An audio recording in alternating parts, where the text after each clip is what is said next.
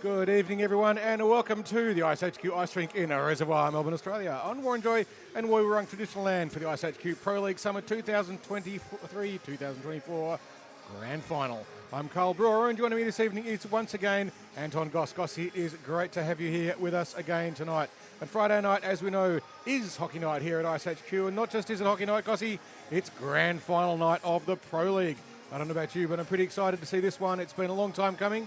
It's been a long summer. It's had everything: floods, rains, hot weather, cold weather, bushfires, floods, you name it. But here at iceHQ, it's been cold all the time, but the chill has not come off the game. Tonight, the Snipers will be taking on the almost invincible Dogs. The Dogs have had a stellar season, finishing clearly on top of the ladder. Top point scorers, top goal scorers, and top penalty minutes. One of them is all to Jamie Burke. The Snipers have had a season where, after an initial spark, they were mostly unimpressive. Catastrophic defensive errors, giving away easy goals. Just the 3 wins this season, but it was enough when it mattered to earn the right to take on the Dogs tonight. We know they can do it. They have the players, some of the very best. They've got Liam Webster, but unfortunately tonight they're without the other linchpin of their defence, Michael McMahon. If you look on the Snipers list on paper, they're pretty amazing, but they need a spark. And to make less defensive errors, that's going to be the thing that they will need tonight. This team could beat the Dogs tonight, but they will need to get themselves sorted out to do it. Gossy, what do you reckon? Well, look, it's ending the way it began. If you go all the way back to December, the season started off between a battle between these two teams, and boy, were we treated to an exciting match. It was back and forth hockey, and if you remember, it was tied all the way to a shootout where the Snipers were victorious. And they were. It was a brilliant game. It was very exciting, a great start to the season. But I think after then, the Snipers pretty much lost their bundle. But the interesting thing about tonight, I think, for the Dogs is they find themselves in an interesting position, and a somewhat ominous one, because this is not dissimilar to last season, is it? What happened last season? Yeah, last season they virtually dominated. Well, not virtually. They dominated all season, and they made it to the finals against a team that was in third, moved their way up. They were buoyed by a couple mid-season draft picks, one notably Hayden Dawes. Yeah, the big Dawes was here. In the end, it went to a shootout, and the Dogs lost, and the Inferno were crowned champions. That was the second installment of the Pro League. In the first year, if you remember, it was the Dogs that ran the table all the way to the end, undefeated. So nothing short of amazing, this team making their third straight grand final in this competition. Interesting little factoid here is Austin Lefkowitz, coach, first-time coach for the Dogs. He is winless in shootouts, both as a player and a coach. So the Dogs will be hoping it doesn't stay all tied up going in. And Coach Drew Coffray for the Snipers will be hoping that his team can do what the Inferno did last week, which play a solid game, backstop by Chris Leatham, who looks to be taking some warm-up shots in the net. So it'll be interesting to see, will the Snipers go with Tom Forrest, or will they go with the hot hand Chris Leatham between the pipes against this all-star Dogs lineup? Leatham is certainly coming in hot. He had a great game last week where the Inferno did manage to take the Dogs out 4-2. Now, interesting thing this evening, if you haven't noticed it on the stream yet, the Dogs are absolutely full. Their bench is chockers. They've got everyone here. Snipers, probably about 2 and a bit lines, I think. But they are missing some of their key playmakers. Not only are they missing Michael McMahon, who is pretty much unfillable skates, but also Dave Barrett. Dave, one of those amazing players. He is an absolute workhorse, and when he's on the ice, he is a difference maker. He might not be the absolutely most skilled player out there, but in terms of work rate and sheer persistence, there is none better. They're going to really miss him tonight, the Snipers. Can they make up for it? They've got plenty of good players on that team. They're going to need Lazzarotto to fire. They're going to need Lockie Sincotta to play a smart game of hockey and try and avoid doing some risky passes out of D, because the Snipers will be all over that one. Yeah. There'll be a game within a game too, won't there, Gossy? What's that going to be? For sure. I mean, look, if you're the Snipers, you've seen it all season against the Dogs. They love that stretch pass. They love to come in with speed. You're really going to have to clog the center of the ice. And, you talk about this every week in and week out. It's about minimizing mistakes. And if you're the Snipers, you can't afford to throw a pizza out of the zone, because one of the Dogs is going to be to it like a bone. Yeah. You never heard that? Throwing a pizza? The little sauce gets intercepted through the middle? Must be some Canadian thing. I've never heard that one before. But yeah, it's going to be a fascinating game, Gossy. There will be a game within the game for this particular game. All three of Jamie Burke, Rachinski and Vajasov are all tied up on 8 goals apiece. Now, Berkey's ahead on points. He's managed to score an incredible number of points this season, 13. But there'll be a bit of internal competition within the Dogs out of those guys to see who can take the most bones. You'd argue you might say the tiebreaker goes to the only dog not tied on 8 goals, Matt Caruana, who had an excellent game last season and really showed the full potential of that Inferno team. They were just buoyed by missing players throughout the year, really tough playing with 6, 7 guys each night, which makes it tough to win. But that allowed the Snipers to squeak in here to the grand final. And as we know in hockey, it doesn't matter what has happened throughout the season. Yep. All that matters is on the ice tonight. As a Boston fan, I can testify to that. Last season, Boston won absolutely everything and out in the first round. So anything can happen on any night. Any team can beat any other team. And here we have the Dogs and the Snipers. It's going to be a fascinating game. A lot will be discovered in the first 10 or 15 minutes, I think, when the momentum is established. Certainly the Dogs come into this with a little bit of a sting. They were bitten last week by the Inferno. They did lose 4 goals to 2. But their record against the Snipers, on the other hand, apart from that first game, which went to the shootout loss, they've beaten the Snipers 6-1, 4-1 and 7-3 in their 3 other 3 encounters throughout the season. Now that's a pretty big amount of momentum to try and overcome. But if there's anyone who can do it, it's Liam Webster's boys. He's out there on the ice. He's got some quick kids with him. And he's got, I can see they've got Kikuchi, who's an absolute racehorse on the ice, and also Logan Gallagher there by the looks of it. And I think they might also have... definitely see Dixon out there. Yeah, Justin Dixon as well. Not sure I see Gallagher. Yeah, he's out there, so that's good. He's back from injury. He was leading the team in points before he got hurt. But so that's going to be their weakness. I wouldn't count these Snipers out. You know, they still got some speed. They've got some expertise on the ice. And sometimes with this such a full bench, sometimes it doesn't allow you to get the guys on the ice and stay in a rhythm, especially in runtime game. You know, a couple whistles start going, you only get a few minutes of game time. The Dogs are going to really have to look at how they manage to make sure that they've got their best players on the ice at the right time. And Gossi, you were talking earlier about how hockey is absolutely a game of mistakes. In the Dogs' case, they have occasionally, and certainly it happened in that first game, some of their D do like to go high and take high hits and play a bit of a risky game. It's quite spectacular when it works. But if they do that against the Snipers, they will get behind them. We know Lazzarotto can get through. We know he's got great hands and has a silky shot on him. And also, obviously, Gallagher and Dixon will get behind your D if they try and make those high challenges. So the Dogs forwards will need to overlap and get back in their defence quickly if they're to make sure that no one capitalises on those errors if they happen. But Lockie Walls doesn't do it. Trevor Leo doesn't do it. There's some absolutely brilliant defensemen there. They're mostly unsung, but absolute stalwarts of this team. So here you go. You can see the Dogs loosey-goosey. They came out of the ice, out of the change room first. They were sitting on the bench. They are ready to go, and we do have confirmation. We knew down in the Dogs' end it was going to be Michael James. He's had an absolutely stellar season backstopping this team to first place. But down the other end, Chris Leatham, for the second straight week going up against the Dogs, he backstopped the Inferno to that win. And he is Mikey James' boyhood idol based on that interview we had last week. So we'll see who will get the best as we are ready to drop the puck at the grand final here at iceHQ. Face-off was won by the Dogs, and it's Walt now who has it. He's back after a couple games missing. He takes the puck deep. Kurt's in front. It bounces back behind the net, and Walt collects it. It's back to the point. A shot by Robertson whistles wide and clears the zone. Dogs just pinned up.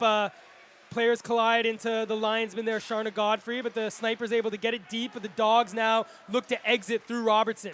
Jamie Burke dumps that in, and now the Dogs will go for a change and get the first fresh legs out onto the ice, and it's Rachinsky and Joyce who join the rush. Looks like Godfrey may have been injured there in that little collision. She's holding her hand tightly. That looks like she might be a little bit hurt. I hope she's okay. So puck's now in the far corner. It's going to be the Snipers that get there first, and it's cleared out into the neutral zone, but no connection as Stringer comes onto the ice, and now he activates the other way, goes easily around Sincata, cuts, shoots, and a great blocking arm save there by Leatham. Nice job by Verjasov, able to keep it in. It's now on the stick of Apps as he exits the zone here for the Snipers. Snipers looking for their first shot of the game. It's on the stick of Flack, who takes the shot, and that's blocked there by Rachinsky as Kyle Joyce now sends it up there for Verjasov, who kicks it to his stick. Back to Rachinsky on the backhand shot, and that one just went wide. That's that threat that Rachinsky and Verjasov always pose. When they get the puck anywhere near the scoring end, they are always dangerous. Rachinsky out of the corner, just leaves it for Verjasov. He gets hit there by... That was Kikuchi.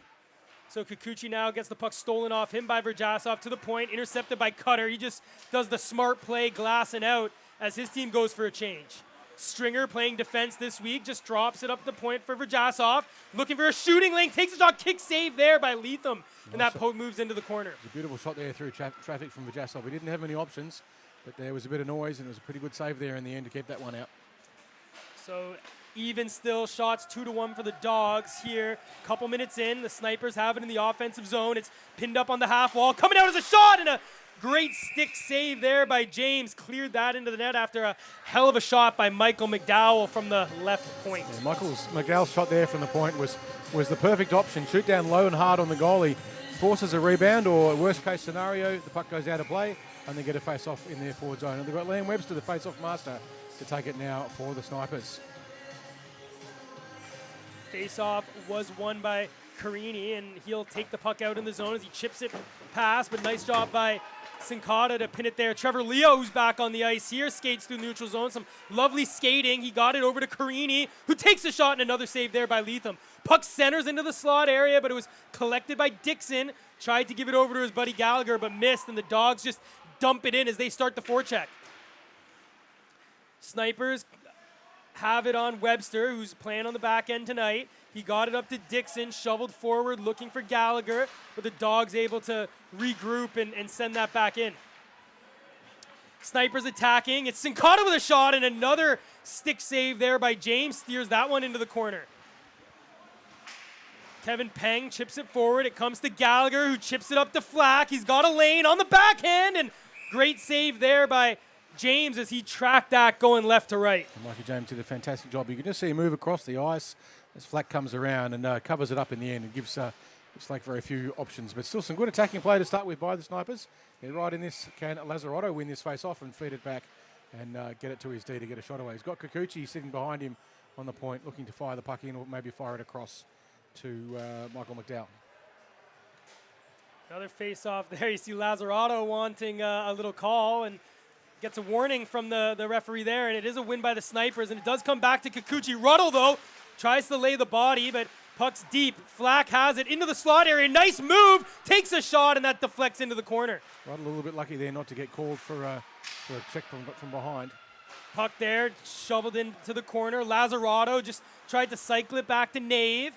Jamie Burke will be there first, and he will try to get that over to his friend Ryan Ruddle, but misses everyone, and that's going to allow the Snipers just to collect it. But a great forecheck there by Walt. Gives it to Ruddle. What a save! Chris Leatham as he gloves that off the stick of the Kiwi. Ryan Ruddle as he tried to go top shelf. So far it has been a game of the goalies. Nothing through yet with about 14 minutes to play in the first. It is 0-0. The Dogs this time with a chance with their attacking face-off. But let's watch where the D set themselves up. They do have Walls and Troy Robertson there, but the Snipers will want to try and get out past if they can and get behind them and get a breakaway if they possibly can. So another face-off won here by the Snipers. They've been good on the dot tonight. It's on Cutter, who sends it forward. Webster pushes ahead. It's over to Apps. He's got a lane now on the backhand, and that just goes off the blocking arm of James. Robertson can only get it to the point, and that was Sincata trying to throw it on. He's not able to keep it in, and now it's a 2-on-1 the other way. Walt with Burke. Walt over to Burke, and a shot goes wide. Burke picks up his own rebound, gets it back to the point. It's Robertson who just shows one in, trying to get a deflection, and it goes to the back of the net. Robertson again with that low, hard shot down on the goalie's pads. You might not score a goal from it, but you create a lot of opportunities. Burke goes cross ice. Robertson has it half wall, tries to put it on, deflected there by Ruddle. Another save by Leatham. Puck's just cycled back. It's a nice drop pass there to Staffia from Burke, who throws that high and out of the rink. So we'll have a face-off here in the Sniper zone where the Dogs have had their best pressure of the game so far here. Well, after that initial flurry, there's been a lot of good pressure by the Snipers, certainly showing that they're a force to be counted for. They get a change now. There was some good zone time for the Dogs there. Both teams now with fresh legs on the ice. So 6 minutes into the game, we're still even Stevens, and both teams have had some good opportunities. It's on the stick of Flack. He's being chased by his same number there, Raczynski. All he can do is get it forward, and now it's flicked high into the air, and nice job there by McDowell just to shovel it up, and now Flack will chase in on Stringer. Stringer regroups it over to Astafiev. Calling for it is Joyce, and he gives it right to him. Joyce clears it up forward to Rachinsky. He just gives it right back over to Joyce, and the Dogs are in. It's Verjasov on the left wing. Shot! He scores! And the opening goal goes the way of the Dogs, and who else but Vadim Verjasov, as the score is now 1-0 early here in the grand final at iceHQ. Which is absolutely beautiful play up the side wall. It's all three of the Dogs in that attacking group who pass to each other, just managed to maintain momentum. And it's Verjasov coming through third on that overlap, who then ends up with a bucket load of space. Just catching the snipers, not quite able to shut him down. And Verjasov from there is going to score most of the time, and indeed he does. Dogs out to that 1-goal lead with just over 10 minutes to play in the first. So face off again, won and controlled by the Dogs. Vadim Verjasov now, if you're going based on the regular season, has one more than his mates. But as we know, we're here in the playoffs. It all starts again. So 1 goal, the first of the playoffs for Vadim Verjasov. And this is a grand final, which is a best of 1. So winner tonight takes all. And intercepted there. Stringer 1-on-1 with the goalie. And the linesman's just connecting as the whistle went. And Stringer's not happy, but from where we're standing, it was over that blue line. I think it's the right call. I think Shana Godfrey had good eyes on it, and I think she's made the right call. The puck had come out of the zone. And, Stringer didn't like it, but that's what happened. That's hockey, right? Yeah, the referees decide reality. In this case, they got it right. So here we are. Snipers looking to tie the game. It's on the stick of Corey Stringer. He's being pushed around there by Lazzarato, and does come out to Webster, shoots and blocked by Stringer, and now that's going to spring the Dogs the other way. They're 3-on-2 unless Webster can get back. It's shoveled forward by Carini, who takes a shot, and a save there by Leatham. That was a beautiful shot there by Webster. Very, very fortunate, I think the Dogs were, that there was a body that got in the way. I don't think Stringer necessarily meant to put his body in the way of that. He was just stuck there, and Webster, as we know, can score from just about anywhere as well, and he saw net, and it was wide open. I don't think Mikey James was going to get it either. So a bit of a lucky escape there for the Dogs. Face off here, won by the Snipers. It's the forecheck on by Walt. Flat comes out, but Walt collects it, shoots and scores! And just like that, the Dogs double it up as Josh Walt adds to the lead, and they lead now 2-0 here early in the first period of the grand final. Just a little bit of a giveaway there in defence. I think that was Flack who just tried to carry the puck a little bit too close to his net and got dispossessed. And as a result, one of the Dogs was, who was it who got that one, Gossie? So Josh Walt was just kind of loose in the slot. Wouldn't normally expect to score from there, but... you look on that CCM all-out replay, it was Carini, number 37 for the Dogs, just standing in front of Leatham, taking away the eyes. And just like that, after a pretty even open to this game, the Dogs spring out to a 2-0 lead, which will play to their style. They love when it starts to stretch a little bit. That's when they're most dangerous. So the Snipers will really be hoping to get one back soon. Yeah, certainly got the players to do it. Like Liam Gallagher has, Liam Webster's been in this position before, and he knows how to call back a lead. And 2 goals is not very much. So puck's out into the neutral zone. It's Flack, who just shovels it back to Peng, who nearly loses it in his feet, but was able to collect it. And there's a pizza, and it comes out in front, but Peng able to keep that away. And Ruddle now still battles. Back comes Apps to support, and he'll just take it around and now spring Cutter the other way. And that's a classic example of those cross-ice passes out of D, and just how risky Oh, there we go. be. Webster right off the bench. He shoots, and it's loose. Where's the puck? What a save there by Michael James as Webster off the bench with a rocket. You'll see this on the CCM all-out replay. He took the shot, and it got loose, but he was able to get back and cover up before Kikuchi could get a stick. What a save for the Dogs netminder. That was a hell of a cannon there from Webster. That puck had eyes. It was going in the net somehow, but there you go. What a magnificent save there, Mikey James. Earlier on, the Snipers just showing a little bit of weakness with mistakes in defence. They've got to tidy that up. There's Webster, shoots the stick right out of the hands of Robertson. Comes out in front. Where's the puck? It's behind the net. So Robertson without a stick. That gives him time to pick it up. But the Sniper's able to get it back. But Joyce came in for support and helped out. But a puck loose there. Gallagher has it. He had Webster. Just couldn't get the puck through to him.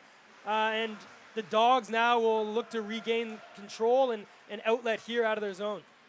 They're just playing a little bit behind the back of the net now, the Dogs. They want to clear the zone if they can, turn the Snipers around. They haven't been able to do it. Webster looking to give it back to Gallagher. That was intercepted there by Robertson.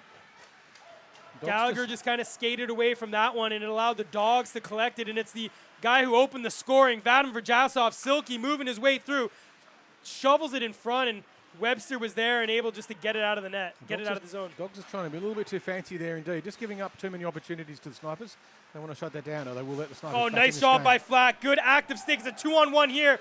Nave's going to the net, but a great defensive play there by Stringer, getting the stick down and stopping that beautiful 2-on-1 pass across the front. Stringer with a poke check there for the ages, that one. So here comes Kikuchi through the middle of the ice. He's got Nave with him, just forced him to stop up, so Kikuchi will go in and chase in his own dump.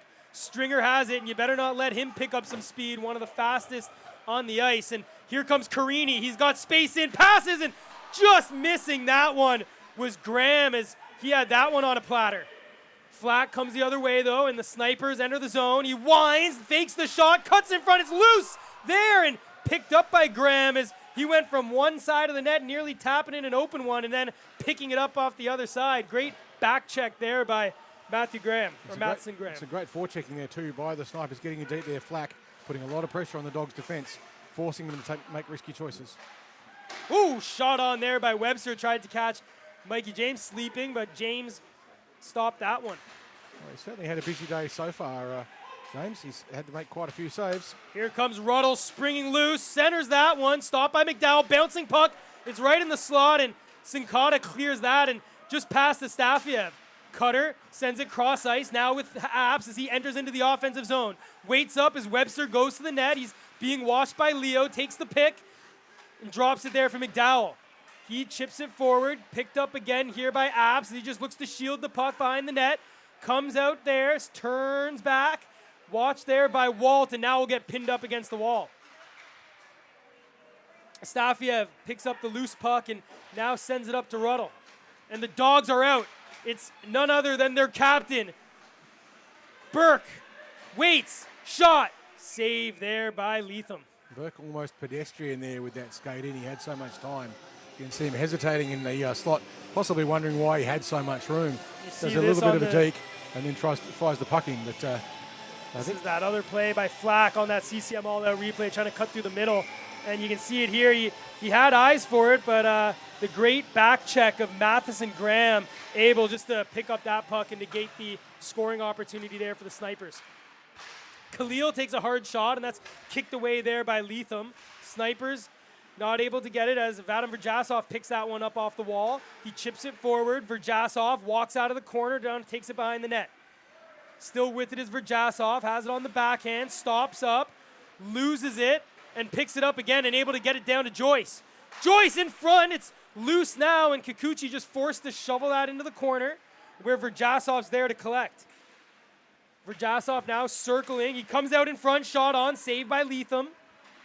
Rachinsky now behind the net, so some good pressure here by the Dogs, but not able to get purchase as they lead here by 2. Shots 13-9 with 3 minutes remaining in the first.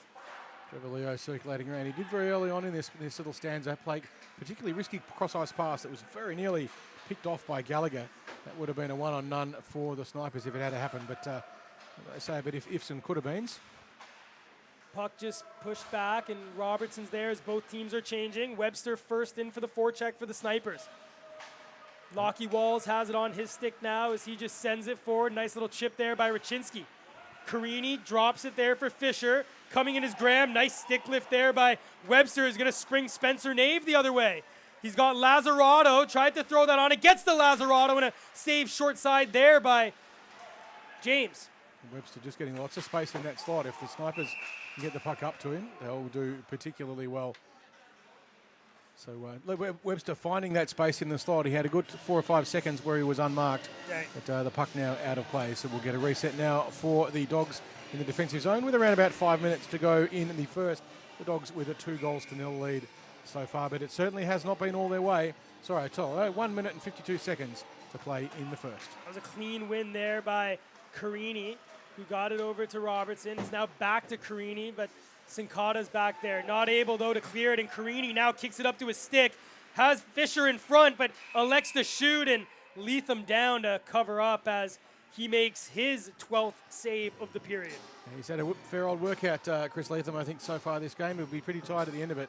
They'll be looking forward to the cut and the break. We will be having a cut between each period, as we have all throughout the Pro League here at iceHQ this season. So in about a minute and 10, we will be having a quick interview and then cutting to an ice break where you can have a little bit of a rest while the boys regather their thoughts. Certainly at the moment, Jamie Burke fires one from a distance. And right into the glove of Leatham. And Leatham makes that one look easy. So just on a minute now to play in the first. Beautiful opportunity there. You can see Jamie Burke gets this puck and just flings it in. It's a bit of a speculator. There was traffic, but Chris Leatham made that one in the end. A pretty simple catch. So face-off won again by the Dogs. Ruddle just shovels it back behind the net. Kikuchi had that knocked off his stick, and it came all the way out to Robertson. He was able to hold the line there, and now he'll activate and take a shot on. The rebound's loose, but collected by Flack. Letham's down as Jamie Burke ran into him, but referee right on the doorstep there, and he saw nothing wrong with that. A beautiful piece of aerial stick work there. Josh Walt just plucking the stick out of the sky. The snipers were away if he hadn't got that pick. Flack there, just errant pass, intercepted, and this might spring the Dogs the other way if Walt can get it over to Burke, and Burke trips over the blue line, but still maintains control of the puck as he tried to center that one. So the last stanza here now. Apps coming down the ice. He's being covered. Waits, pauses, shoots. The puck goes into the corner, and that will conclude the first period. It was 2 goals to the Dogs. 15 shots to 11 to the Snipers. Vajasov with that first one with a beautiful play. Had Astafiev and Raczynski, all three of them combining on the boards right in front of the Snipers bench to create some time and space and a sneak through. And the second goal to Jamie Burke. So the game within the game, if you like, is still tied up. Vajasov and Burke with 1 goal apiece. Burke there was assisted by Walt. He was found some space and got it in the end. A little bit of an easy goal, you'd have to say, with a puck coming across in front of him. So we'll have a 15-minute break, but Gossi is just wandering over now to pick up an interview. We're not sure who he'll get yet, but I'm sure it'll be an interesting conversation. It looks like he's at the Dogs bench, so we'll see who he's managed to grab. And it looks like it might be, I think that's Luke Fisher that he's grabbed. So we'll have a quick chat with Luke Fisher. And we'll go for a break. First period, shots on the net. No penalties, which is always a nice thing to see. 15 shots to the Dogs, 12 to the Snipers, and we are ready to go. Alrighty, Carl, I'm here with one of the Dogs superstars, Luke Fisher, here after the first period. Much has been said pregame talking about the Dogs. It's the third installment on ice back here at iceHQ, and there seems to be one constant, the Dogs in the grand final, right? Yeah. Last week you guys faced up against Chris Leatham. He had a blinder of a game, but you guys seem to have an answer so far, leading by 2. Yep. What was the game plan coming into today? Well, I think Leatham was a bit of a difference between winning and losing the game last week, and he played unreal, and still standing on his head at the moment, but he's got to pick those holes, get in front of him, shield him, and once they open up, then we've got to aim for those targets. Yeah, definitely great goaltender. I mean, we were talking pregame as well, just about the different styles on the bench as well. You guys out early, out of the dressing room, really loosey-goosey, ready to play. Like, do you guys feel like you've been here before, you know what to do, or what's kind of going through that can get you guys over the line mentally? Yeah, I think there's a lot of experienced guys in this team, so I think a lot of that clutch games such as this one, and previous games that they played in. So guys like Vadim, Berkey, they've played in front of some pretty big crowds. And, they're going really well, and I think the rest of the team is also picking up behind them as well. They're all playing good. Definitely. Well, the Snipers definitely had their chances, so the game's not over yet. But if you guys keep doing what you're doing in the first, yep, I'm sure things will go your way. Get in the room, talk with coaches, and we'll see you out on the ice. Thanks, Luke. Thanks, mate. Cheers. All right, back to you, Carl. Thank you, Anton, and thank you, Luke Fisher, for those words while he heads off to the bench. We will take a break now. We're back with you in about 13 minutes, or just a smidge under. So around about 10 past 8, we'll be back with you. Dogs 2, Snipers 0 at the end of the first.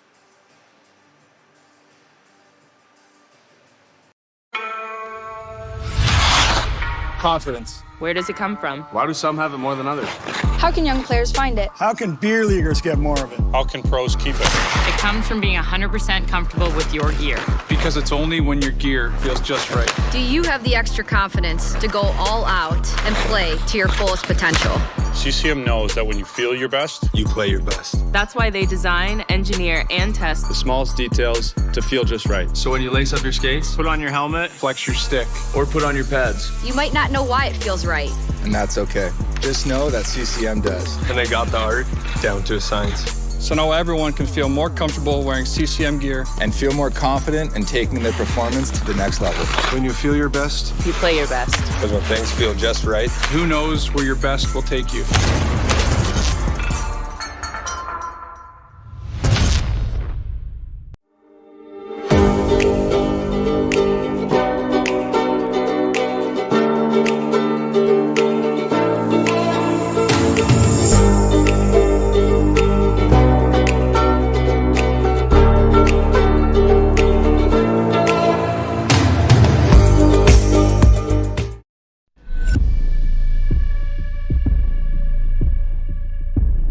This game is our canvas.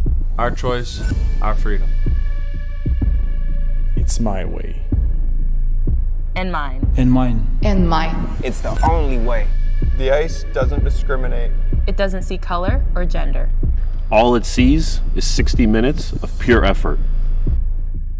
A pure fun. on the ice, we might be enemies. But in the end, we're all allies. This game's for everyone. No matter who you are, No matter where we're from, we're all ready to hit the ice.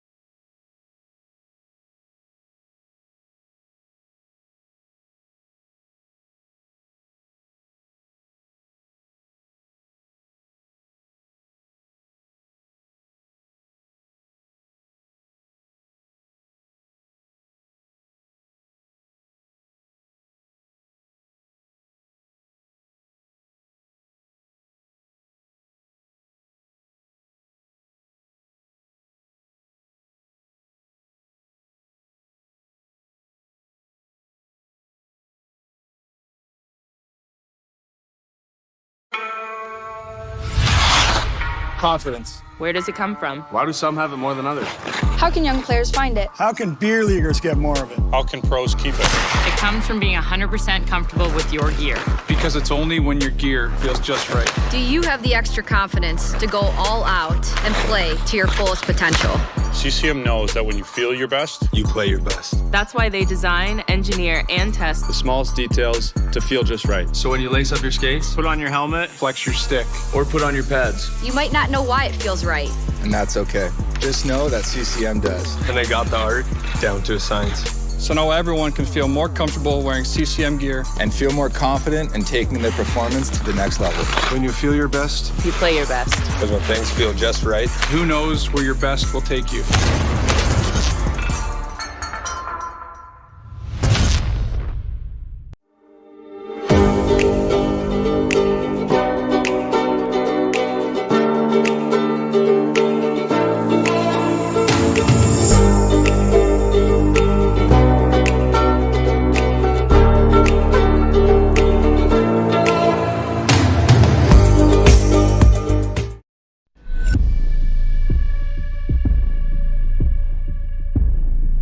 game is our canvas. Our choice, our freedom. It's my way. And mine. And mine. And mine. It's the only way. The ice doesn't discriminate. It doesn't see color or gender. All it sees is 60 minutes of pure effort. A pure fun. On the ice, we might be enemies. But in the end, we're all allies. This game's for everyone. No matter who you are, No matter where we're from, we're all ready to hit the ice.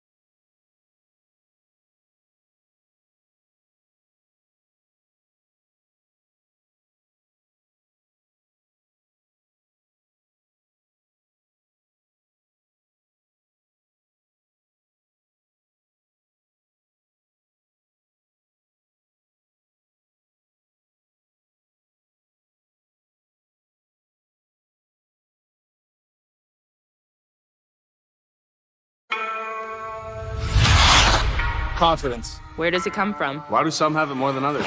How can young players find it? How can beer leaguers get more of it? How can pros keep it? It comes from being 100% comfortable with your gear. Because it's only when your gear feels just right. Do you have the extra confidence to go all out and play to your fullest potential? CCM knows that when you feel your best, You play your best. That's why they design, engineer, and test the smallest details to feel just right. So when you lace up your skates, put on your helmet, flex your stick, or put on your pads. You might not know why it feels right. And that's okay. Just know that CCM does. and they got the art down to a science. So now everyone can feel more comfortable wearing CCM gear And feel more confident in taking their performance to the next level. When you feel your best, you play your best. because when things feel just right, Who knows where your best will take you?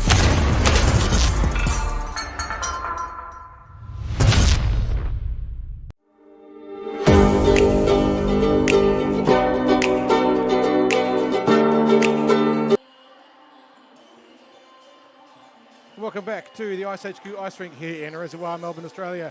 We're about to get the second period underway in this absolutely thrilling grand final of the Pro League.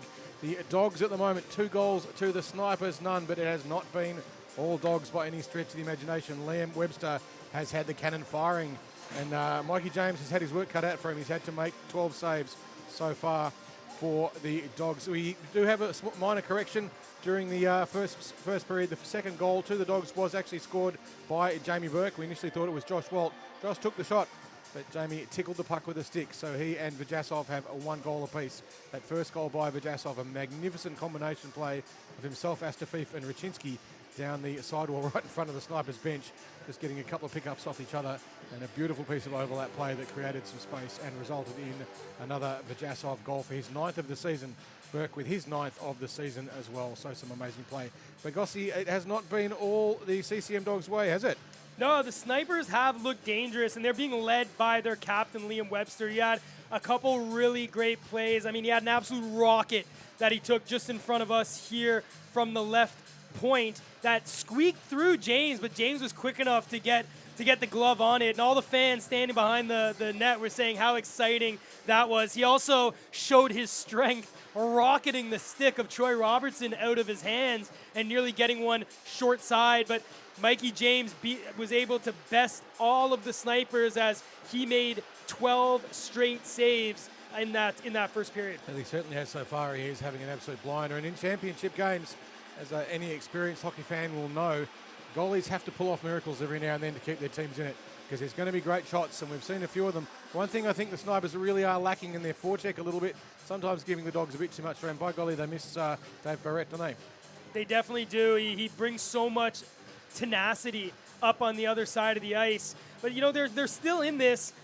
They just got to look to win a period. You know, absolutely. It sounds easier said than done. You win the periods, you win the game. But they got to make sure that the Dogs don't start to break away, because I don't imagine them getting, you know, more than maybe 3-4 goals at the most. So you can't let that roll up. I'd never make that call at this stage in the game, especially with the quality of the Dogs, but also with Chris Leatham having a blinder in defence too. But I think one of the things that the Snipers, we were talking earlier about how hockey is a game of mistakes, and that second goal really was a defensive error on the part of the Snipers. They tried to play the puck up right in front of their own net out of D, and sure enough, it got picked off and turned straight away into a goal. Walt with a great shot, picking up on Burke. So if they can cut them out, it's easy to say and hard to do, because of course they have a very good forecheck. The Dogs in that particular instance, there was a lot of players in deep, but you can get behind them. It's happened before, and they've got the players to do it. Snipers, if they can get Gallagher and spring him and Kikuchi and also Dixon going, and also Nave, we know those guys can get away, and Flax look dangerous, so too Bradley Apps has been particularly effective. But the Dogs give space to Liam Webster. He's had so many opportunities, and all that has to happen is one's got to go right. And we are straight back in this game. The Dogs, it is by no means anyone's game all sewn up at this point. This is going to be a thriller this second period. Yeah, one could argue you say they give Liam Webster space, or does he just have that ability to find the space as the true goal scorers do? Next goal is really important. I mean, it's a euphemism in hockey. Everybody says it, but I think for what this game looks like, the next goal could very well turn the tides either side in creating the final decision of what ends up tonight. Well, we've got a great crowd here tonight too, Gossi. The stands are full, the bar's full, pretty much the glass is shoulder to shoulder. A great crowd here tonight for this game. I don't know what time you got here, but I had trouble finding a park. We got here nice and early. we kind of had a sneaking suspicion. We do have a Women's Pro League coming up again. It'll be the second season of that, and that will be starting up presumably, we think, in April. So the girls get to do the same thing as the boys of winter. We had a great one last season, but that's not important right now. Right important now is the second period about to get underway. Rachinski and just like also say out to all those ladies, if you are listening, or any woman listening along, happy International Women's Day here at iceHQ, and we are underway. So the puck is on the stick of the Dogs, but intercepted there by Cutter as the Snipers break into the offensive zone. It's with Apps as he cuts in past Joyce, but Joyce was calm and collected, and now takes that behind his own net as he looks to outlet out of the zone. Vajasov just a little bit casual with that pass in this across to Rachinski. He needed to put a lot more on it if he's going to play those cross-ice passes. Cutter just flings that around. Out comes James as he pins it up right on the CCM logo behind the net. Left that for Astafiev, who got it up to Vajasov. Nice little one-touch pass over to his mate, Rachinski. Rachinski comes in. Nice little play, save there by Leatham. As Rachinski tried to open the scoring here in the second. Rachinski just faked the pass. Not quite enough to fool Latham in goal, though. Flack just one-hands it over into the corner. He's surrounded by two Dogs, and it comes to the point, but stolen by Apps here. Breaks, centers it, Flack shot, and they score! The Snipers, through Flack, have halved the deficit. And boy, Carl, do we have a game on our hands. Oh, golly, it's on now. That's what the Snipers needed. That early goal gets them through.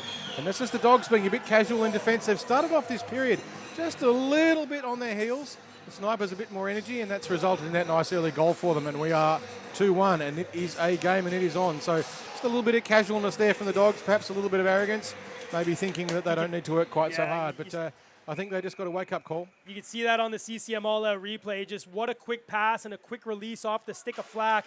James couldn't even get over, and that went right through the wickets. And the game now 2-1.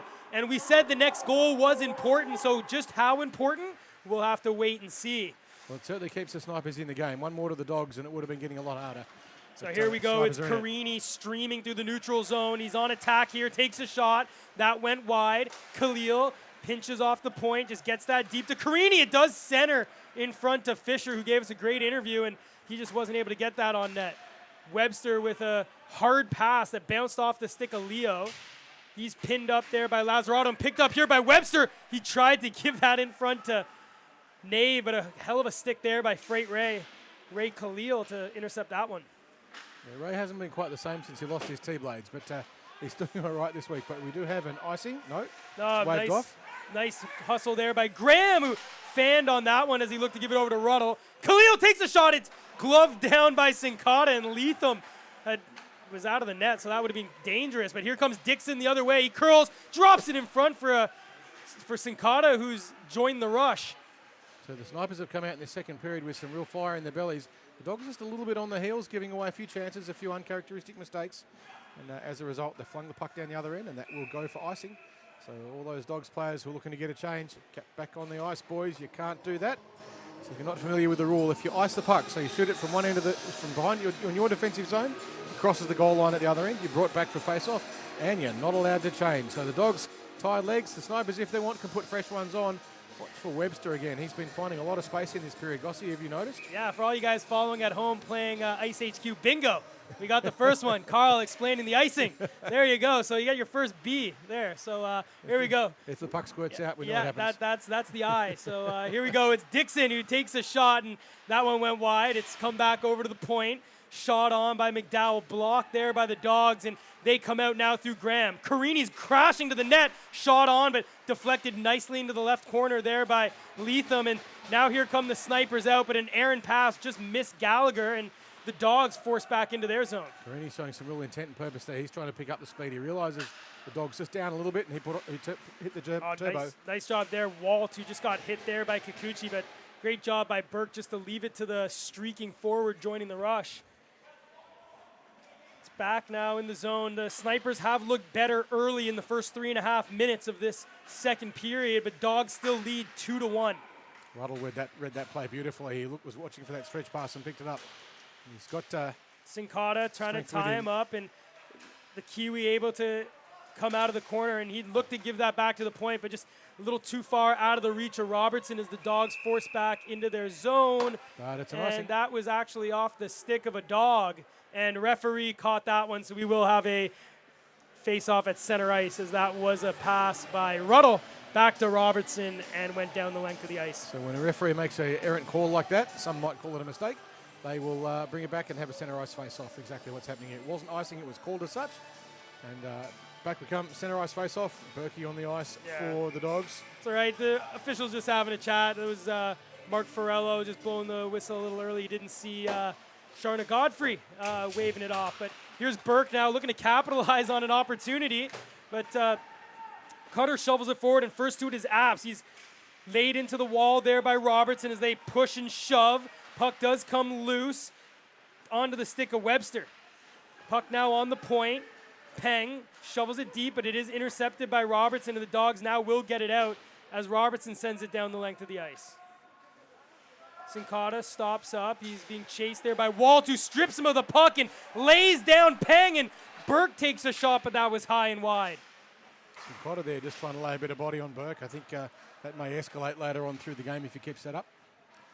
Snipers, Peng, who got hit heavy there by Walt earlier, loses in the corner, and now the Dogs start the forecheck. Good sustained pressure. It's on the stick of Stringer. Gets it on. It's loose and batted out of the air was Ruddle, but that now moved out back behind the net. Knox, who haven't called his name much tonight, he sends that across.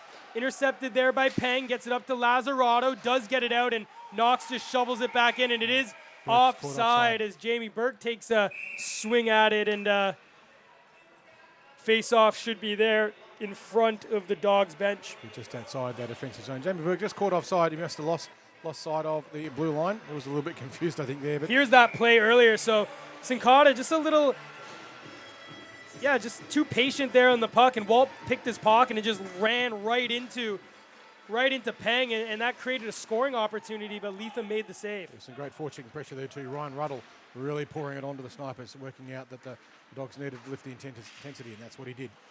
So Snipers' first opportunity there, just seeing Campy lackadaisical with the forecheck of the Dogs, and a shot on gloved there by Leatham. Nice involvement there. Stringer showing his speed. He's deceptively fast. He's got a relatively low cadence, but such a long stride. He's a big man. Once he gets those legs going, gets a bit of speed up, he is deceptively quick. And he just showed us there how fast he can get in on the attack. We'll see how the Dogs set up this time. Can they score a goal, or will the Snipers pinch past them?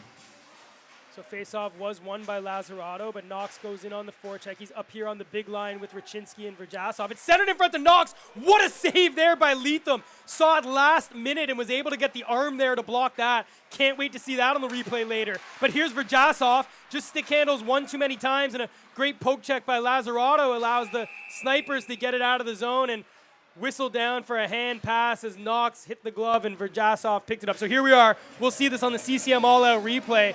Puck just came out in front, and a quick shot, just able to get the arm. What the reflexes by Chris Leatham. We might have to call him the cat.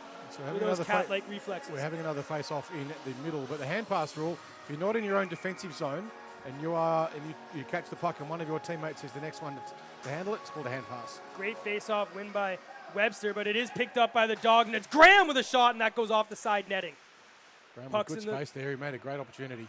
Far side corner now. McDowell just turns away from Fisher. He got it over to Kikuchi, who looks to spring Gallagher. He made a nice pass over to Dixon. A great one-touch pass over to Webster, but that was intercepted by Carini. Dogs the other way. It's dropped for Fisher. Fisher with a shot, but that misses everyone. Khalil not able to get that past Webster, and here he goes. Will he get to the puck first? No, it will be Trevor Leo, but Leo gets hit there by Webster, which will allow his team to collect the puck. It's on the far side, half wall, shot on, blocked off the leg of Gallagher and wide. Leo tumbles down.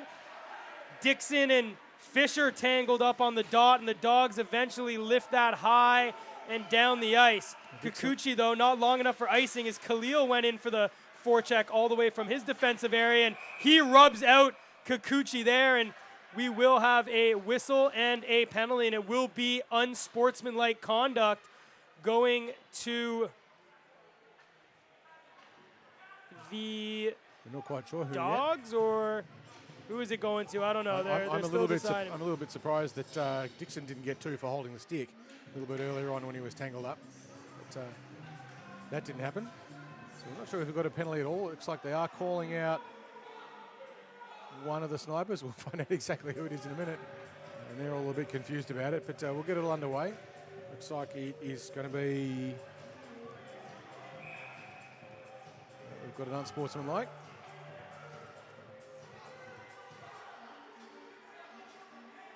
So still some rigorous discussion going on in the bench.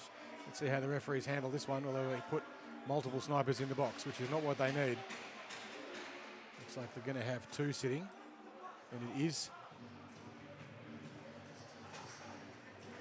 So Jamie Burke, they're just trying to figure out what the calls are for, and it is Spencer Nave there, Gossie, who was done. I'm pretty sure that was for the holding of the stick earlier on when he was tangled up with Fisher. I think they're giving it to I think it might be a bench minor, and it's Spencer Nave sitting it. So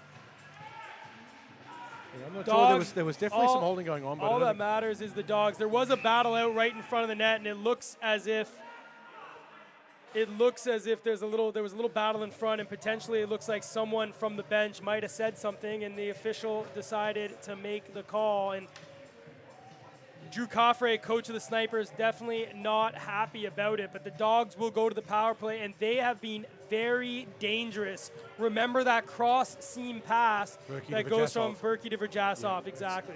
You could write a book on that. They'll try and set it up. Watch for Berkey to try and get the puck on the point and walk in a little bit. Five forwards on the ice as well, as It's a 5-on-4 here as Raczynski and Burke line up on the point. That is a risky proposition for the Dogs. Last thing you want to do is give away a shorty. We're still having involved discussions on the bench with the Snipers coaching staff and the referees, just trying to work out exactly what the penalty's for. And we are not privy to that discussion, so we don't know ourselves either. There certainly was some push and shove and a bit of a tangle, and then some rigorous discussion, which can result in an unsportsmanlike. We don't know yet, but the clock will get underway. Stop the clock, so at least it's not running down the game. So they are having a conversation just to figure out what is going on, and they seem to, whether they like it or not, they understand what the calls are for. So let's see if the Dogs can capitalize on this one, or if this can maybe galvanize the Snipers to push back, if they can build some momentum off the kill. It's here with Raczynski as he winds up, takes a shot, and that goes high and wide and will rim all the way out into the back to the Dog zone. Raczynski saw daylight there over the top of Chris Latham's left shoulder. But couldn't quite pin it in that little gap. So it is Todd Cutter who's thrown from the game, and he's given a minor unsportsmanlike conduct that will be sat by Spencer Nave. So already a big loss there for the Snipers. He certainly brought a lot of energy to the game. A risky pick there by Jamie Burke, but he got away with it. He did have some cover. Puck sent forward, and here's shorthanded. Apps is going to get there first. He's one-on-one with Walt, but takes a bit of a tumble, was able to get to his feet. Couldn't get it back to Webster, but a good hit there on Raczynski. Stopped the Dogs' play immediately, as that could have been an odd man rush the other way. Yeah, that was definitely the play that Webster needed to do. They were stuck and in trouble. Here's Burke, though. Nice move through the neutral zone. Still on his stick. Good poke check there by Sinkata.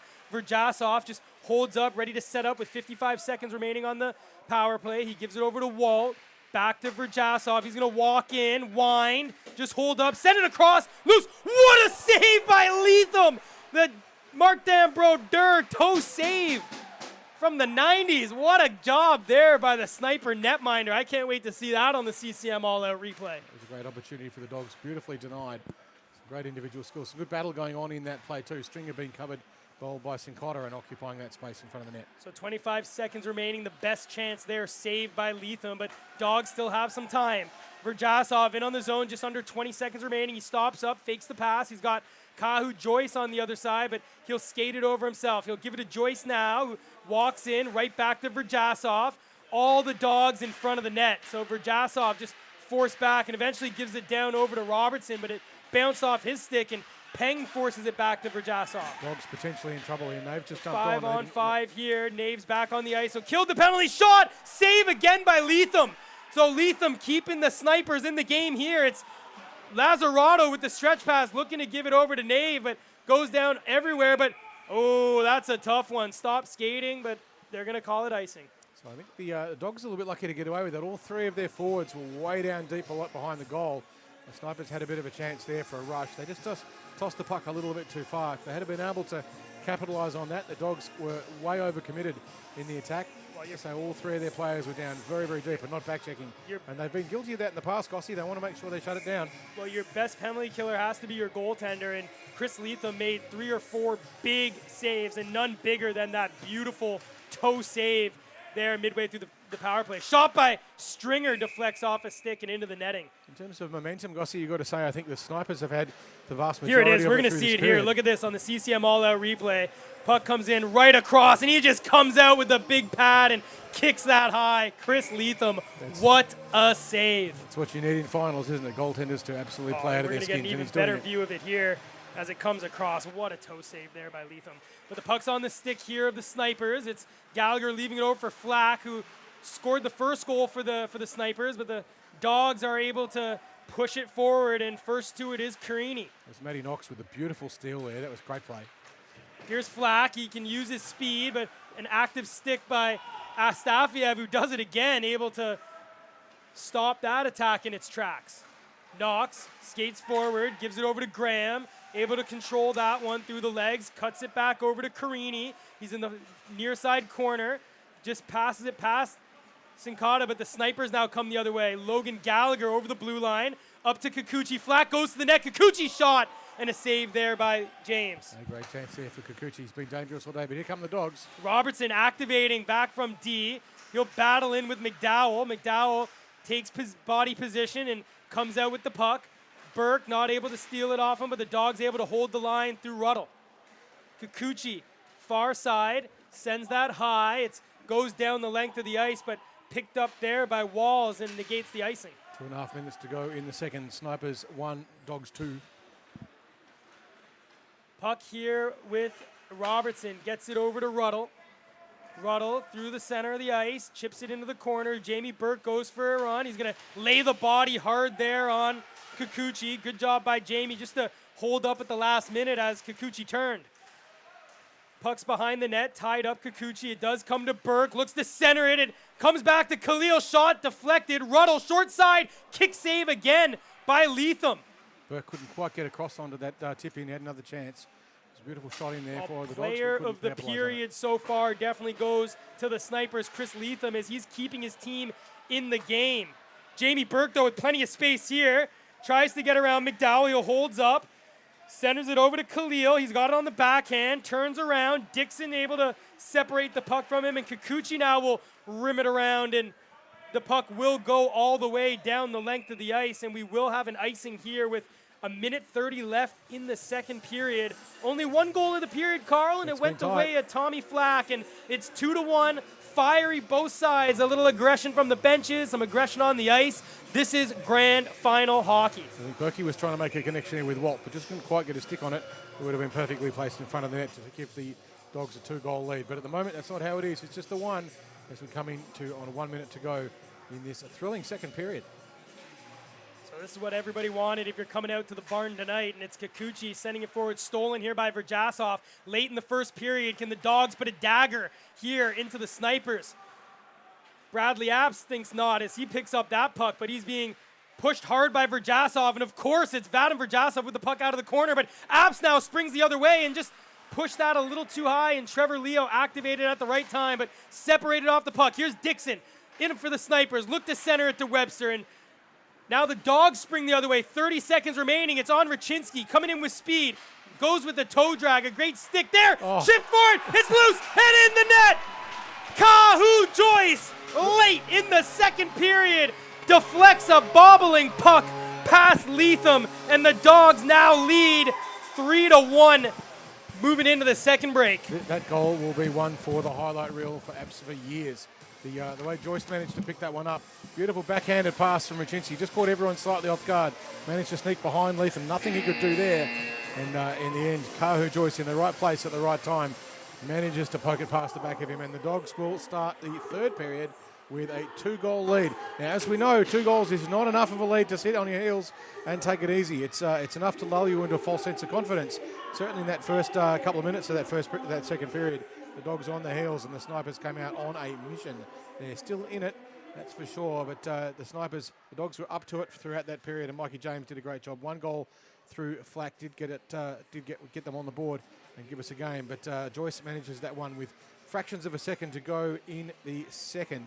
So we're just about to get an interview now as Anton Goss wanders around to the bench to pick up someone. I'm guessing he'll probably grab a sniper, but we'll see what happens. But what a brilliant second period. 1 goal apiece to the two teams, and that Kahu Joyce goal there at the finish, absolutely breathtaking in its execution. A little bit of luck, of course, that's what it takes too. You've got to be in the right place, and the puck has to bounce the right way, but Joyce was there, and that's a goal he's been waiting for all season. He's had a quiet pro league so far. He's been a little bit overshadowed by Verjasov and Raczynski, who've most of the time been on his line, and we know what they're like.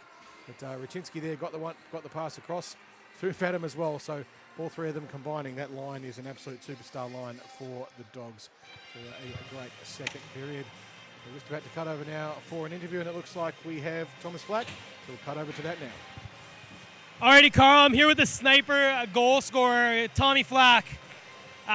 Great goal, lots of momentum. I mean, we were talking going into that period, you guys definitely brought the fire, fought back into it. I reckon if it weren't for that late goal, you'd say you guys won that period. What's going on with the team? You guys on the bench, what was talked between the first and second? You guys came out strong. Yeah, I think we know we're obviously short benched a little bit tonight, so I think we needed to keep it simple, just get momentum wherever it came from. And, I don't think we built off the goal too well, to be honest. I think we ice tilted a little bit, but I think we know we just need to get pucks deep and crash the net, and that's how we're going to win this game. So I have a little bit of faith here. So Hey, it's been great, and I think there's still plenty of hockey left. You guys built a lot of momentum off that penalty kill, though, right? There was a lot of fire brought into the game with a little back and forth on what the penalty was going. Like, what was on the bench? How'd you guys keep your cool after that? I don't know. I think we're just excited to be in a good hockey game here. I think, Friday nights in the summer, sometimes it gets a little slower, but tonight I think it's been a really good game, and I think guys are excited about that. So I think we're just, happy to be here. So as we know, it only takes a second for the puck to cross the line, as we saw late there, but you guys have plenty of speed, led by you out here. You're leading the rush well. I think no one's going to go home early because it's anyone's game. We look forward to seeing you out there, Tommy, and thank you. We'll cut back to you, Carl. Thank you, Thomas Flack there, and Gossie for that little chat. And I think it's right, get pucks in deep and get pucks on the net. We've never heard that one before, but I think we're being trolled. All the same, it was a fascinating second period, and we will cut now to a break, and we'll be back with you at 8:45 for the third period of this absolute thrilling grand final here at iceHQ.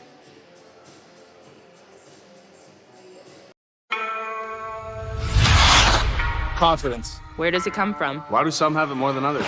How can young players find it? How can beer leaguers get more of it? How can pros keep it? It comes from being 100% comfortable with your gear.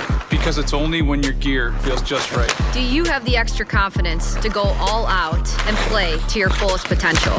CCM knows that when you feel your best, You play your best. That's why they design, engineer, and test the smallest details to feel just right. So when you lace up your skates, put on your helmet, flex your stick, or put on your pads. You might not know why it feels right. And that's okay. Just know that CCM does. And they got the art down to a science. So now everyone can feel more comfortable wearing CCM gear And feel more confident in taking their performance to the next level. When you feel your best, you play your best. because when things feel just right, Who knows where your best will take you?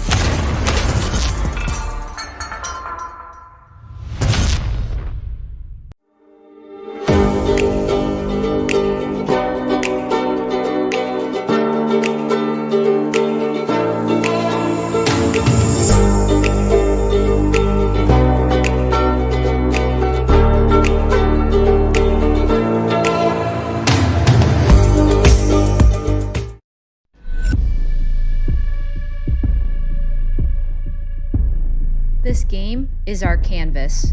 Our choice, our freedom. It's my way. And mine. in mine. And mine. it's the only way. The ice doesn't discriminate. It doesn't see color or gender. All it sees is 60 minutes of pure effort. A pure fun. On the ice, we might be enemies. But in the end, we're all allies. This game's for everyone. No matter who you are, No matter where we're from, we're all ready to hit the ice.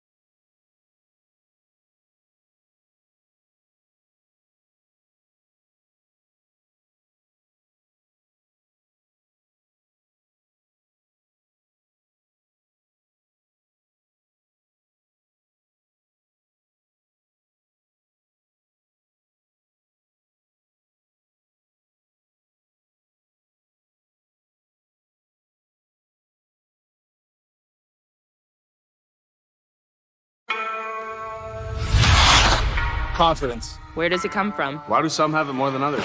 How can young players find it? How can beer leaguers get more of it? How can pros keep it? It comes from being 100% comfortable with your gear. Because it's only when your gear feels just right. Do you have the extra confidence to go all out and play to your fullest potential? CCM knows that when you feel your best, You play your best. That's why they design, engineer, and test the smallest details to feel just right. So when you lace up your skates, Put on your helmet. flex your stick, or put on your pads. You might not know why it feels right. And that's okay. Just know that CCM does. And they got the art down to a science. So now everyone can feel more comfortable wearing CCM gear. And feel more confident in taking their performance to the next level. When you feel your best, you play your best. because when things feel just right, Who knows where your best will take you?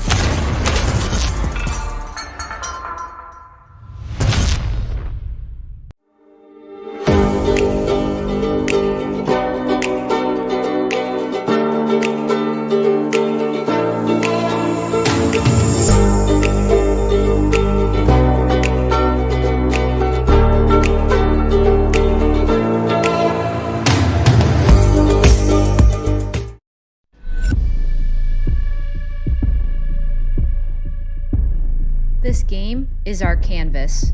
our choice, our freedom. It's my way. And mine. And mine. And mine. it's the only way. The ice doesn't discriminate. It doesn't see color or gender. All it sees is 60 minutes of pure effort. A pure fun. On the ice, we might be enemies. But in the end, we're all allies. This game's for everyone. No matter who you are, No matter where we're from, we're all ready to hit the ice.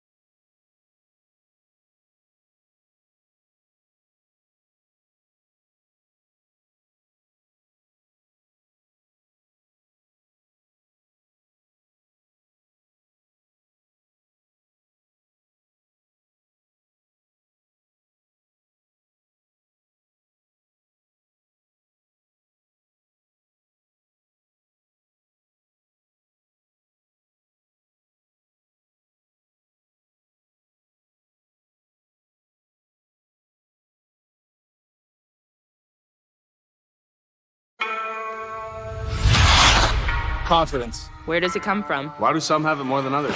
How can young players find it? How can beer leaguers get more of it? How can pros keep it? It comes from being 100% comfortable with your gear. Because it's only when your gear feels just right. Do you have the extra confidence to go all out and play to your fullest potential?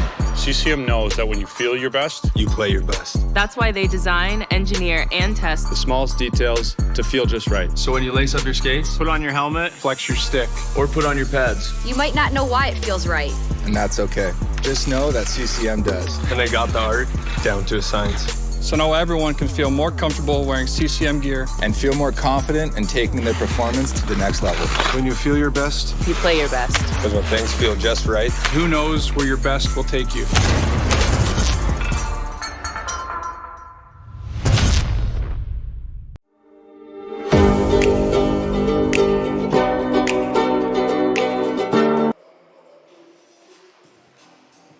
Welcome back, everyone, to iceHQ here in Reservoir, Melbourne, Australia, for what is proving to be an absolute ding-dong thriller of a grand final for the Pro League 23-24. And Gossi, it is so far been first period all dogs, second period, look, you've got to say all snipers. They came out hot, the dogs were on their heels, they're making some uncharacteristic mistakes, but the snipers got an early goal through Flack. But in the absolute last seconds, it shows up on the scorecard as being 0 seconds to go.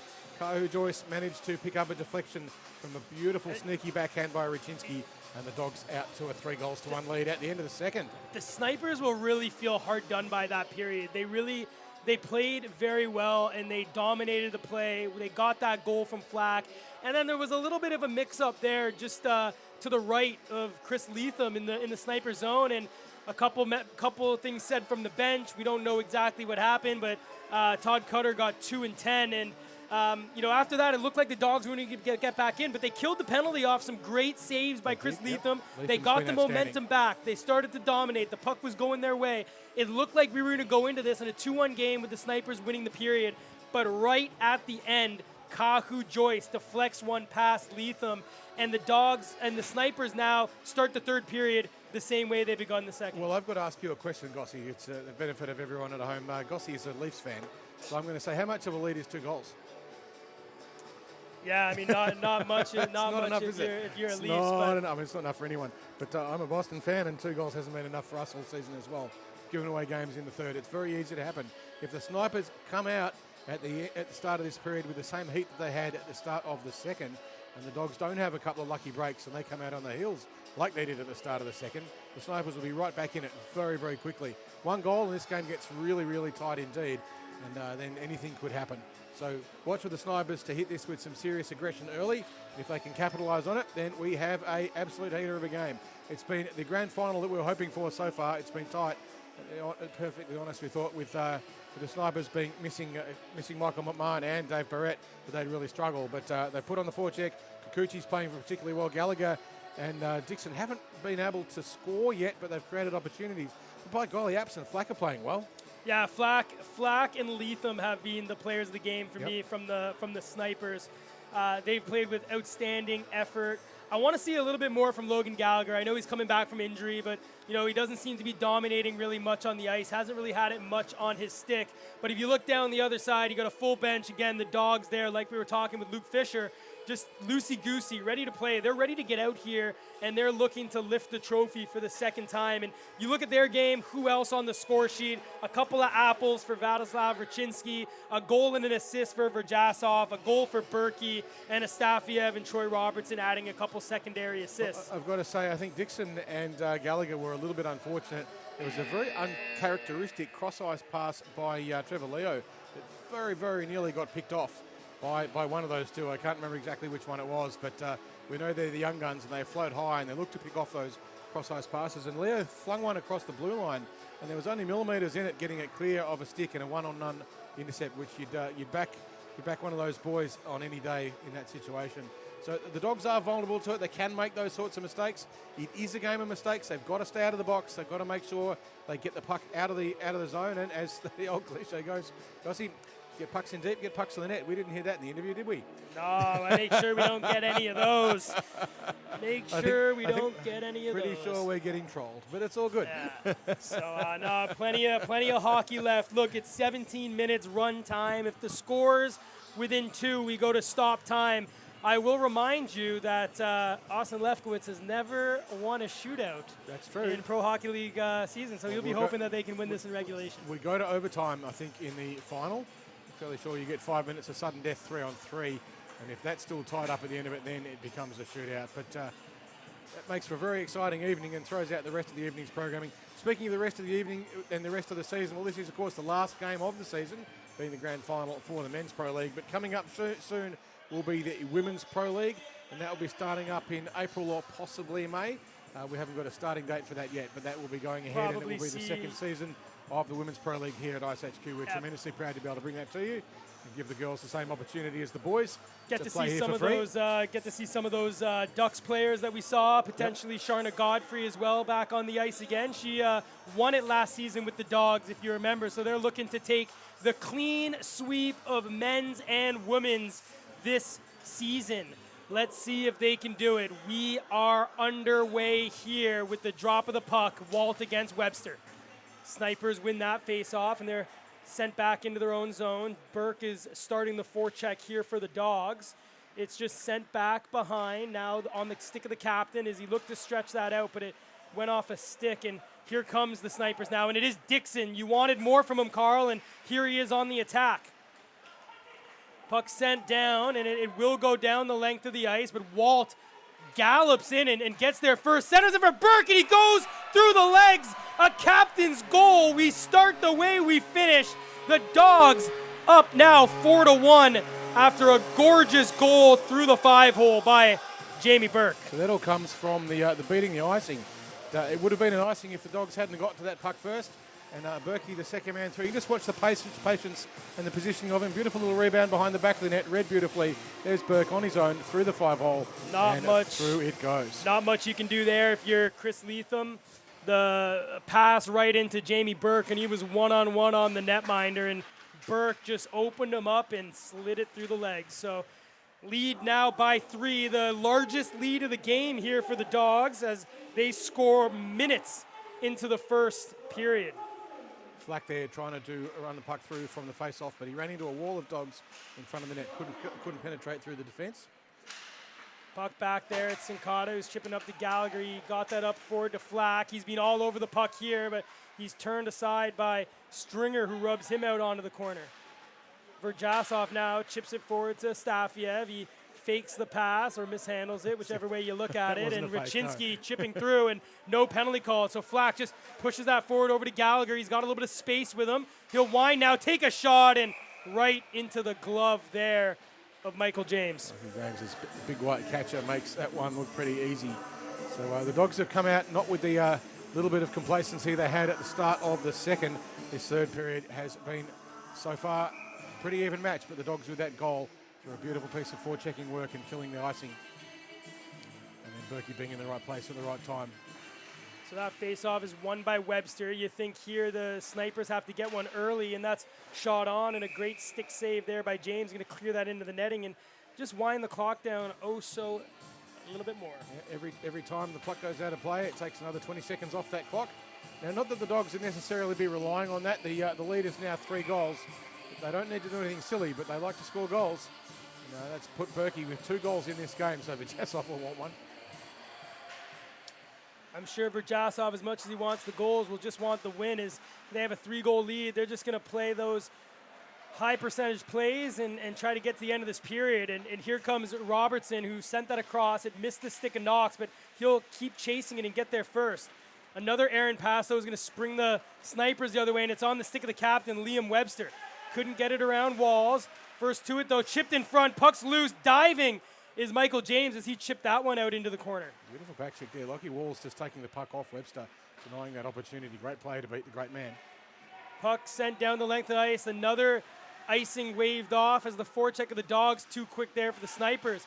It's sent back to Khalil, who lost it momentarily, but was able to center it, but not able to collect was Graham. And here come the Snipers the other way. It's Apps with speed, cuts in, shot, looking to go 5-hole, but a save there by the stick of Michael James. Kikuchi, though, jumps on the rebound, walks out, takes a shot off the glove and high. And now on the far side wall, a pinch here by Sincata will get the puck deep. Apps, who started this attack, sends it back for Flack. Flack, though, has it stolen by Khalil, who can't get it out as Peng sends it deep. Flack chips forward, a bouncing puck, a great punch out by the blocking arm of Webster, or of James. Again, Peng able to keep it in. He gets it over to Flack. He just recycles that over to Gallagher, and he got a stick on puck, and Khalil went down, but no penalty. Gallagher with a really soft pass there. I think he thought he was getting a penalty, but with that pass, that allowed the Dogs to send that down the length of the ice. I think in that instance, Cahill just kind of blew his own tyre. It looked like he'd been tripped. There was no one near him when he fell over. Nice interception, though, by Sincata. Here come the Snipers, in on Fisher, but a great poke check. Jamie Burke on 2 goals already tonight. Comes in, cuts out forward, sent it across. It's loose shot, and scores! That one will go the way of Walt. So we took one back from him earlier, but he puts one on the board. And you can see here on the CCM all-out replay, Walt shoots it right over the glove of Chris Leatham, and that might be it, with the Dogs now up 5-1 in the third. 4-goal lead is a pretty hard one to overcome at this point, but if anyone can do it, the Snipers can. So they've got Lazzarotto out on the ice now, and he's going to need to pick up the intensity. He's been a bit quiet this game, Lazzarotto, and I think the Snipers have been just a little bit casual in the defence in this period. And they've just let a couple of players get loose in the slot, and that's resulted in those goals. Coach Drew Coffray just talking to the officials there. Not sure what he's saying, but the bench is looking a bit dejected here. They had such a good second period, and we spoke about that goal against by Joyce there late in the second. Really was a dagger and seems to have gone right to the heart and soul of this Sniper team. Well, it is as much a mental game as a physical one, and if your head's not in it, you can't expect to find that extra couple of percent that you need to win those individual battles. The Snipers will need to get their heads in it, feel like a goldfish, feel like a goalie on a bad day, and pick it up. Anyone can do it. Webster can lead by example. Here he is. So he comes in with speed. He's got it on the forehand, takes a shot, and that deflected off a stick and into the netting. Webster will need to lead by example here. And I think of all the great champions in Australian ice hockey, Webster is one of the greats. So Todd Cutter's back on the ice after serving his 10-minute misconduct for unsportsmanlike conduct. But he enters the game a very different scoreline that he entered the box. It was 2-1 when he got that penalty, and now 3 straight goals to the Dogs has made it a 5-1 lead. But here comes Apps with a shot, and a great save there by James. The Dogs looking to exit the zone now through Stringer. Back over to Raczynski. He'll just take it on the backhand. He curls to give it in front. Tried to shovel it in with the power move, but there is going to be a penalty, and there may be 2, as Raczynski will get 1 for the hold. And let's see what the officials say about the trip potentially in the corner. So we're getting an interference as well. So it is going to be just the 1, and it's going to be of interference, and it's going to go to.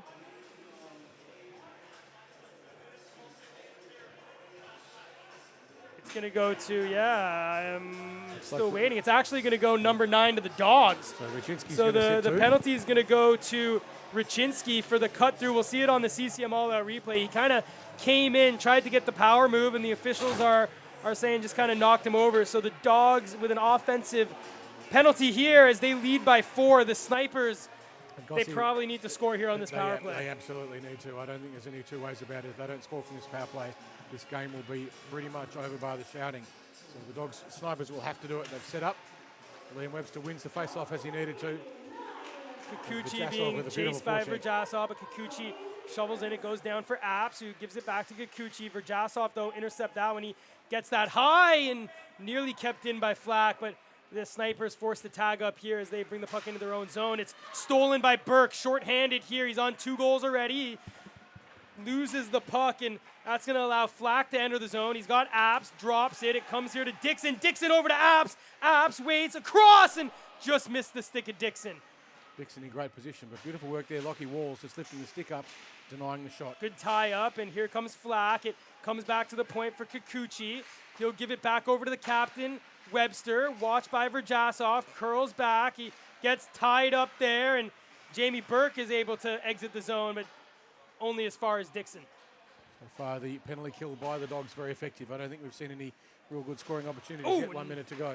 Nearly lost it there was Apps, but Webster now able to give it up to Gallagher. He stops up at the center ice line, drops it there for Apps, who's going to come in with speed. It's 3-on-2 down low, and Apps takes it into the corner. looks up to the point. He's got Kikuchi, but decides to cycle it back for Gallagher. Gallagher not able to collect that, though, and Lazzarato looked to give it back to Webster and uncharacteristically missed him, and Leatham now will have to come out of the ice and play the puck. In Webster's defense, there was a fair bit on that pass. And here comes Carini, shorthanded on the interception, tied up there by Kikuchi, but he's going to get a penalty, and that is going to go for a hook. So that will end the power play, and in 20 seconds, the Dogs will come back on the power play once Raczynski exits the penalty box. And that's a reversal of fortunes that the Snipers most certainly did not want. So in this instance, where the game's starting off, it won't be such an issue for the Snipers when Raczynski jumps on behind the play, as it will be 4-on-4 for around. In fact, drop of the puck, it will be 4-on-4. Then Raczynski will be dropping on behind the play. And then the Dogs with a power play. And watch for that combination. So here he is, he's back on the ice. Nice save there by Leatham as Raczynski exit the zone. They go through Graham, lays the body there on Sincata. Cutter, who's got fresh legs, sends that down the length of the ice. And with just under 8 minutes remaining, the Sniper is still down by 4. They are going to need to get a shorty here or something to get themselves on the board and pick up their momentum. They've got the legs to do it, but the Dogs there just caught offside. And that will run another 20 or so seconds off the clock, take us down to about 7 minutes and 20 or so. But it's also running time off the penalty kill for the Snipers. So to an extent, it's in their favour, but the clock is not. They need a longer game to get these 4 goals back. They need to score 5 to win it and 4 to get even up. The Dogs with the power play. Burke and Raczynski on the ice at the moment. So we have here it is, that was for hiding in the corner.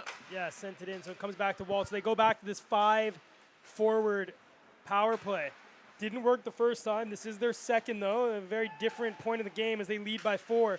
Burke walks in, takes a shot off the leg there of Sincata, and the puck sent down the length of the ice, and Kahu Joyce comes back to collect. He's being forechecked aggressively there by Justin Dixon. The Snipers know they have to lay caution to the wind and play very aggressive. They've got to get goals.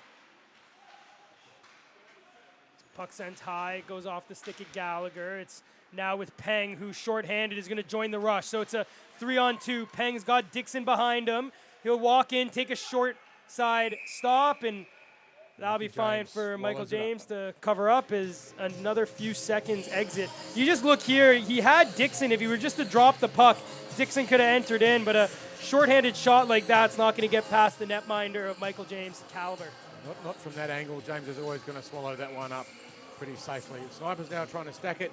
They've got an offensive zone face-off there with not much time. I think the penalty is over. So Cutter is up on the point as Kikuchi comes out of the box. So we've back to 5-on-5s. The Dogs go 0 for 2, but they won't care about the special teams as they lead the score 5-1. Very close call there on the offside. The linesman there, Mark Farello, very well positioned to see it, but very, very tight call on the offside indeed. I don't know, Gossi, what did you see on that one? Yeah, he tried to wait up. I think he just made the last-minute call. I mean, smart play, but sometimes you get it wrong, and that was just millimeters from working out their way. But the Dogs here have just kind of put a little exclamation mark here in the third period. They've got the 2 goals, and at a 5-1 game now, really taken all the spunk out of the crowd as it seems to be inevitable. They will be lifting the trophy in 5 minutes' time. Kikuchi's a firecracker. He's not giving up, that's for sure. Went to send that forward. It's now on the stick of Flack. It's stolen by Knox, and here he comes for the Dogs, looking to add to the lead, and another save there by Leatham sent that high into the crowd as Kikuchi took a tumble behind the net. I'm not quite sure exactly what happened with his footing there. Kikuchi might have just blown an edge or possibly even dived. I think he's dived for it and then put himself headfirst into the boards. Luckily, no injury. I'm very impressed by Kikuchi. We saw him start off here only a few weeks ago, straight off the plane and straight onto the ice. I remember He's been that. an absolute revelation, this young man. He is an absolute ripper player. So face-off won by the Snipers. It's one category tonight that they have led the Dogs in. Although it doesn't mean much for the scoreline. And Burke with a shot and a nice save by Leatham. Rebound by Walt, but steered wide. Snipers now through Nave. They send it into the neutral zone. It's picked up by Robertson. He just waits for Jamie Burke to get onside, and a nice little pass just off the wall. And an interference penalty is going to go the way of the Dogs as they had the puck. So it's going to go now to Robertson as the officials are playing Hawkeye here and keeping an eye on everything. And we're into the CCM Final 4. Final 4 minutes. In fact, by the time this puck gets dropped, it'll be 3 minutes to go. The Dogs with a 5-1 lead over the Snipers. I got to say that's a tough one if you're Troy Robertson. It was Spencer Nave laying the body on him, and I don't know how he gets the interference penalty. But as it is, it's a power play for the Snipers, and with 3.5 minutes remaining, if there is any chance, any slim chance, they've got to score one quickly. Vajasov did a good job. The Snipers won the face-off, but Vajasov, with those amazing hands of his, managed to find a way through the puck and clear it out of the zone. Watch for the intercept there by Kikuchi. It's dropped there for Dixon. He's going to pass that up to Apps. Apps into Flack. Can he add to his goal tally? He takes a shot, and it's right there into the breadbasket of Michael James, who makes yet another save. And we're down to under 3 minutes to play. 4 goals, the lead. Burke and Walt with 2 this period, and both of them with points on that as well. So a pretty productive day for the Dogs captain. You've got to say he knows how to pick a team. So every single season they've been the most consistently full, and he picks players who not only are great skilled but also actually want to be here and show up every week, and that makes such a difference as well. What a stretch pass there, just out of the reach of Joyce, but he will get there first. He's going to look to center it to Carini, but a great stick lift last minute by Webster springs the Snipers the other way. It's Apps over the blue line. He's got Dixon and Flack. Gives it back to Kikuchi. He's got Webster, finds him, winds up with a one-timer, and they score! A shot from the point by Liam Webster, deflected in front by Flack as he scores his second of the game on the power play late in the third period. And this is an absolute beautiful shot from Webster. It's a magnificent one-timer. You can see him wind it up. He just really gets to stick into it. Bang, and I don't think there was much that Mikey James could have done with that. It was coming so quick he wouldn't have had time to react while he was moving across. But it's going to be too little too late, I think, Gossie. 2 minutes to play. I mean, you'd argue it still is stop time, right? So, I mean, you know, you get a quick one, the clock stops, you get another quick one. You could have one of the biggest miracles of iceHQ history. You could call it Dawes time. You could call it Dawes time, yes, absolutely. I think there'll be a lot needed by the Snipers, but they do have the puck in the offensive zone. There's a minute 43 remaining with Carini taking it into the offensive zone. That might be enough here to seal it for the Dogs. 1 minute and 30 seconds to play. 3 goals the lead. And they score! Make that 4. Knox joins the party, and that will be it as he scores their 6th goal of the game, and there will be a party at the Pound tonight. There certainly will. I think the dog kennel will be full of bones. And, that was just a nice piece of opportunism, floating free in the slot. Fire that shot in low, you pick up the rebound, and every now and then the bounce goes the right way. And this time the bounce went the right way. And you can see that poor old Chris Leatham looking one way, and the puck comes in from another angle, and there's just not much you can do about that. Tough when the puck drops around, but what I will say is you dominate more of the game, you usually win. And the first and third were dominated by the Dogs. It was an unfortunate goal late in the second period that really took the wind out of the sails of the Snipers, who dominated and fought back to collect momentum. But in the end, the Dogs, as they've done all season, have just dominated the course of action tonight. See, the Snipers are still up high, trying to get that shot away if they can. Spencer Nave in on Walls, nice little chip forward. Liam Webster collects it. He might look to add to the goal tally. Comes in, takes a shot, but stolen by Verjasov. And Jamie Burke looking to get the hat trick, cheating up forward in a 6-2 game. Why not? I think that poke check there by Lockie Walls pretty much defined the night for the Snipers. They've had great opportunities, but the Dogs' defence have not made the mistakes that the Snipers needed them to make. And with just 40 seconds now to play in a 4-goal lead to the Dogs, it's going to be party time. Lazaretto with the last gasp plays it across to Webster. Looking for a chance to take another shot, but he is run wide by Freight Ray Kale. And with the T-blade, but not anymore. Fisher rubs the body in on Nave, who took exception to that late in the third. But it is a hockey game after all. It doesn't matter the scoreline. Burke here in the offensive zone. Wines, he's going to shoot this one, surely, but no, passes it across for Raczynski. And he wasn't able to tap in the backhand there, short side. And the puck comes back in front, and 5 seconds remaining. And you see the bench, they're ready to go. The Dogs have done it. They win their second premiership here at iceHQ, their second championship, second in 3 seasons, third straight grand final. They're definitely the shining star of this competition. You could make the case that they've won 3 because, of course, the women's dogs team did win the grand final for that first ever women's pro league. 3 or 4? 3 or 4, yep, 3 or 4 absolutely for the Dogs. And what they do well, they pick the right teams. They all show up every week, and that makes such a difference as well. But you can see the enthusiasm, and they all jump out. But you're right, I think, Gossie, it was that absolutely fractions of a second to go in the second goal by Kahu Joyce that kind of defined the night. And the Snipers really never quite got back on it. There was a couple of really good efforts from them. We saw a magnificent goal by Liam Webster late in the third, which put them on the board, but it wasn't enough. And as a result, the Dogs run out with a 6-2 win. Shots on the net, well, we had 30-22, which tells a good story. It tells you there wasn't that much difference between the two teams on the ice, but the Dogs managed to put the puck where it needed to be when it mattered. These guys are all pretty good friends. You can just see at the moment Berkey and Chris Latham having a bit of a chat there. I think they're pretty good friends. Yeah, and, Chris Latham, legend of the game, been playing. I mean, all these guys, it's a niche sport when you play at the high level. You all play with each other growing up. All these guys know each other.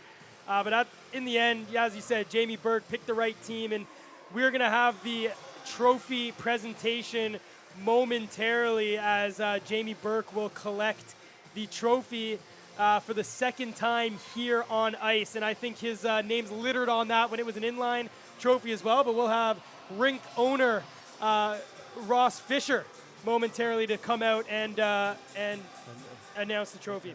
And do all the presentations and so forth. I think certainly for the Dogs, some of the unsung heroes, I think Lockie Walls throughout the season has been an outstanding defensive effort and has made such a massive difference throughout the season. The Dogs have been almost impossible to score against all season. If you look at the numbers, it tells an amazing story. The Dogs all through the season managed to average giving away just the 2.5 goals, whereas the league average was 3.7 goals. And great to see they were scoring more than 5 goals a game as well.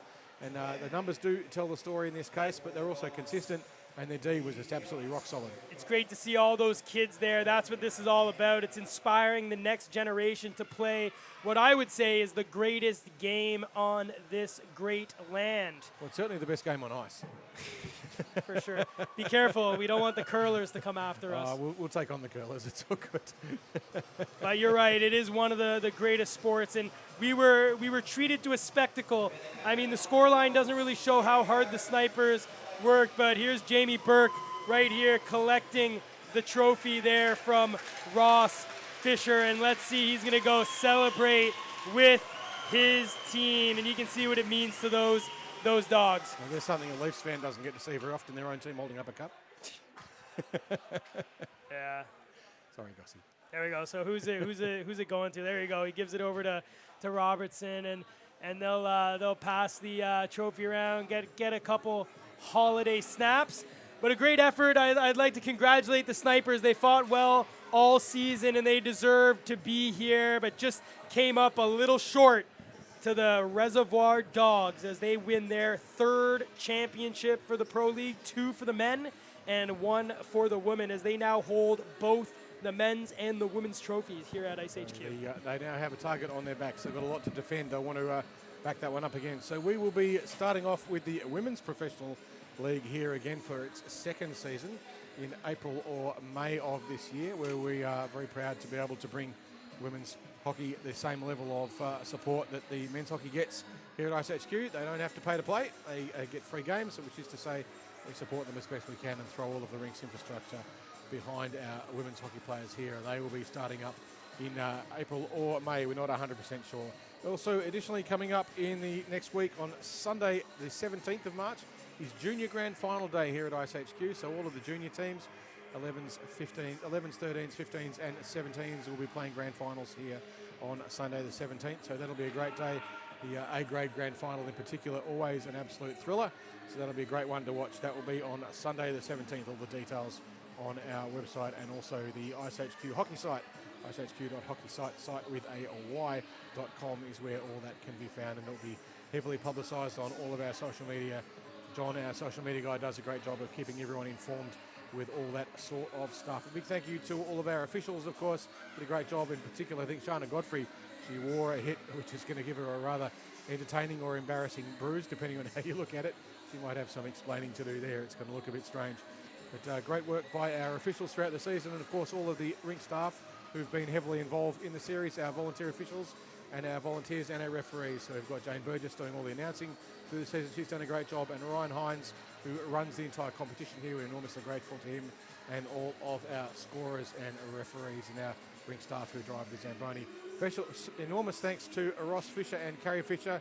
They own the rink and they put all the resources behind here, and it's their vision that makes this series happen. So coming up soon will be that Women's Pro League in April and Junior Grand Final Day on Sunday the 17th. Bring it on.